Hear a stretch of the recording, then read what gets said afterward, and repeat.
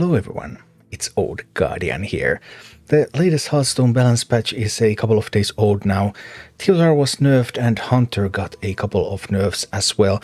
And in this video I'm going to take a look at the best decks now, only a little while after the balance patch. First of all, there was the Theotar nerf, and Theotar nerf did exactly nothing, just as expected. Yeah, it did nothing. But then the Hunter nerfs. Okay, so Hunter nerfs, you could clearly see that, okay, Hunter is going to become a little bit weaker. Aggressive decks might have a little bit more of a chance against it. How much is this really going to influence the meta? And I'm a little bit surprised that it actually has had an effect. Because now the aggressive decks are better able to challenge Hunter. We have matchups that have went from like 53% to 51%, Hunter less favored. We have matchups that were like 50-50 and now Hunter is unfavored in those. So there are some more challenges to Hunter at the moment. Aggro decks also challenge Imp Warlock, especially Curse Imp Warlock, which otherwise would look to be really strong now that it's not super unfavored against Hunter anymore. But then again, that means that with the influx of these new aggro decks, there are also control decks coming into meta that are then trying to defend and stay alive and beat those aggro decks. And yeah, interesting changes, a little bit more balanced meta. There are multiple decks in the meta right now that are doing pretty well all across the board. So they have plenty of matchups where there's a lot of things to play for. And one of those decks is still Beast Hunter. Hunter is still perfectly fine, but let's take a look at the top 11 decks right now. Coming in at 11 we have Aggro Demon Hunter. And Aggro Demon Hunter's main ticket to fame is great matchup against Curse Imp Warlock, which is super popular right now. But we are already kind of seeing signs that Aggro Demon Hunter might not be all that. It had a lot of success on the first day, a little bit less on the second day, so yeah, maybe Aggro Demon Hunter just doesn't have enough weight behind it. But it is one of these decks that keeps coming into meta. There's a new patch, Aggro Demon Hunter looks pretty strong, then it starts to wane. But right now, if you want to play Aggro Demon Hunter, you might still be able to catch its moment. And coming in at number 10, finally, there is a warrior deck that can be played in the meta, Enrage Warrior. Enrage Warrior is not great. Again, its main ticket to fame, that great matchup against Curse Imp Warlock. And then also it's strong against some of the other aggressive decks like Aggro Druid. But it also has its fair share of weaknesses, and I'm not sure if Enrage Warrior is going to be able to keep this up, but the deck has been buffed during this expansion. Many of its main opponents have been nerfed during this expansion, so slowly it is just creeping up towards viability. And coming in at number 9 we have Thief Rogue. It's been a while since we have had Rogue on this list.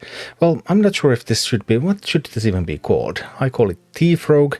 It could kind of be called Edwin Rogue, because it's basically Edwin Rogue, but it doesn't have Edwin in it, so it has another copy of Sprint instead of Edwin. But yeah, this more aggressive, more straightforward style of Rogue, maybe you could call it Miracle Rogue.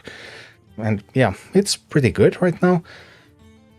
Again, because Curse Imp Warlock is so super popular, Thief Rogue is really strong against that one, but it's already starting to show weaknesses against these control decks that are rising, like Control Paladin and Control Shaman, and even the good old Beast Hunter is still favored against Thief Rogue.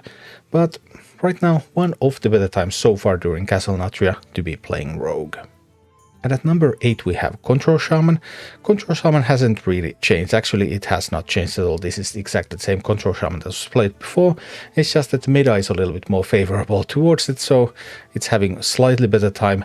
Although that Curse Imp Warlock matchup now is coming back to haunt Control Shaman a little bit. The only change in the deck kind of is that Theotar now costs 5 mana instead of 4 mana, but that's no reason to ditch good old Theotar. And at number 7 we have Big Spell Mage, and I really like how Big Spell Mage looks like in the current meta. Big Spell Mage looks like the stronger mage archetype. Spooky Mage, you can still play Spooky Mage. You can play Spooky Mage with 30 cards or with 40 cards. Those are still kind of playable, but Big Spell Mage just has an edge when it comes to mage decks right now. And Big Spell Mage doesn't have a lot of weaknesses at the moment. It's performing pretty steadily. There's always something to play for in every single matchup, and you have some of these good matchups against some of these more aggressive decks in the meta, so what is there not to like being Big Spell Mage?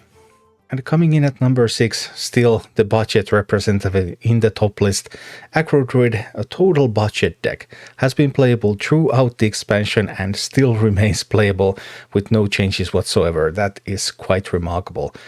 Aggro Druid might not have its best time at the moment, but it is still a viable contender. And coming in at number 5 is Naga Priest. Naga Priest has also been doing pretty well throughout the expansion, never quite reaching that top spot, but always hanging around there. No changes to the list, it's still exactly the same Naga Priest list that it has been for a while. The current meta, well, Naga Priest has a bunch of strong matchups, and it has a bunch of really weak matchups. So Naga Priest is one of the more polarized decks you can play in the current meta, and that of course can feel bad, or it can feel really good if you just run into your good matchups. But either way, Naga Priest overall a strong performer. And at number 4 we have Imp Warlock, the regular variant, the more aggressive variant of Imp Warlock, not the curse variant. The curse variant is more popular at the moment. The regular variant, one of its upsides is that it is now good against Beast Hunter. Beast Hunter was just weakened enough for Imp Warlock to get that matchup to be a favorable matchup. Imp Warlock is having a great time there. Unfortunately, there are fewer Beast Hunters around, but should the tides turn a little bit and Beast Hunter become more popular again, then Imp Warlock is ready to capitalize on that. And currently the most popular deck in the game is the Curse variant of Imp Warlock, a little bit slower, but has a little bit more punch because those curses can deal a lot of damage even in the late game.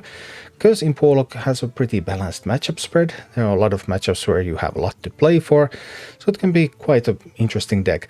And now, because Beast Hunter is no longer as favored against Curse Imp Warlock, it's still like 51-49 in favor of Beast Hunter, but that's almost even, basically. So Curse Imp Warlock now has a better chance against Beast Hunter, so it's a better choice overall to bring to the ladder. And at number 2 we have Control Paladin. Yes, Paladin is back. Not pure Paladin, not Silverhand Recruit Paladin, but Control Paladin. Control Paladin sample sizes have made me a little bit hesitant, because the Control Paladin stats are looking so incredibly strong right now, but the sample sizes are a little bit small, so I'm tempted to say that Control Paladin might become the strongest deck in the meta, in this current meta environment, but I would want to see a bit bigger of a sample. Either way, it's definitely a deck that can be played at the moment. Although if I was making a more cautious bet, then I would still bet on Beast Hunter when it comes to the number 1 deck in the game. Beast Hunter, this is still the exact same Beast Hunter list that I recommended last time, nothing has changed.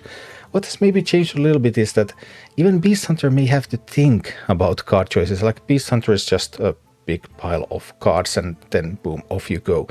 But now it does appear that this imported Tarantula Devouring Swarm list has a major advantage over other older, weaker Beast Hunter lists, which didn't exist in such a way before. But now I would definitely recommend precisely this Beast Hunter list to be taken to the ladder. And if you're running with this one, I believe that this is still the best deck in the game. Thank you for watching. Click like and subscribe if you enjoyed this, and a special thanks to all of my Patreon supporters, YouTube members and Twitch subscribers who make all of these videos possible.